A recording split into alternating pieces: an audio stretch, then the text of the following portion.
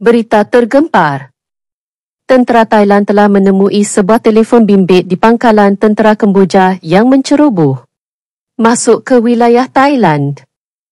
Di dalam telefon tersebut terdapat rakaman video dan gambar yang menunjukkan aktiviti penanaman periuk api di dalam kawasan Thailand, bukti jelas bahawa Kemboja telah melanggar perjanjian gencatan senjata dan menggunakan senjata larangan di bawah Konvensyen Ottawa yang turut ditandatangani oleh mereka sendiri. Berita mendesak.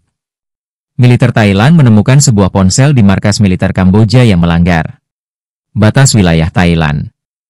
Di dalam ponsel tersebut terdapat video dan foto yang menunjukkan aksi penanaman ranjau darat di wilayah Thailand.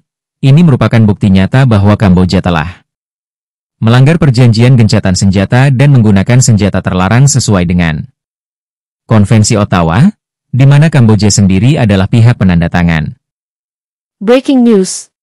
Natuklasan ng mga sundalong Thai ang isang cellphone sa kampo ng mga sundalong Cambodia na pumasok sa loob ng teritoryo ng Thailand.